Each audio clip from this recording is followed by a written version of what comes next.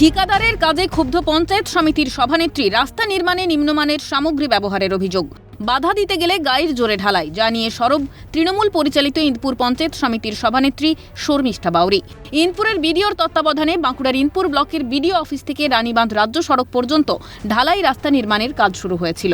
অভিযোগ, ঠিকাদার সংস্কারের জন্য নিম্নমানের সামগ্রী ব্যবহার করেছে।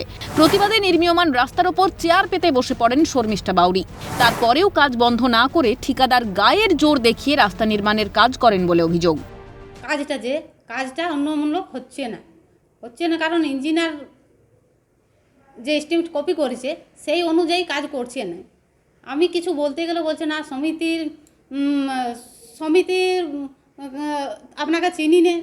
ঠিকাদাররা বলছে, ঠিকাদার ইঞ্জিনিয়ার বলছে না কাজটা হোক, ভালোই হচ্ছে, মানে ওরা ভালোই বলছে, অথচ এস্টিমেট কপি দেখে কাজ হচ্ছে না। আমি বাধা দিতে গেছিলাম, আমার বসে আছেন চেয়ারে, আমার সাইড নিয়ে ঢালাই করে দিচ্ছে পায়ের উপর দিকে, মানে এই পুরো গায়ের জোরে করছে। হ্যাঁ, গায়ের জোরে করছে। ঘটনার ছবি করতে গেলে সংবাদ মাধ্যমের কর্মীদের কটূক্তি করেন সংশ্লিষ্ট ঠিকাদার সংস্থার কর্মীরা। তবে ইন্দপুরের বিডিও সুমন্ত ভৌমিকের দাবি, সঠিকভাবে কাজ হচ্ছে কিনা দেখার জন্য ইঞ্জিনিয়াররা রয়েছেন।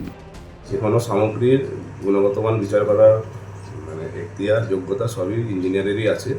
সেক্ষেত্রে যদি কোনো সময় ইঞ্জিনিয়ার মনে করে যে ওটা নিম্নমানের সামগ্রী দিয়ে কাজ হচ্ছে, সেই কাজকে আবার খুঁড়িয়ে আবার সেই কাজ করানো হবে, সেটার গ্যারান্টি আমি দিচ্ছি। কোনো কাজের ক্ষেত্রে কোনো কম্প্রোমাইজ করা হবে না। এমন কোনো কাজ হবে না যেটা সরকারের মুখে কোনো কালি পড়ে।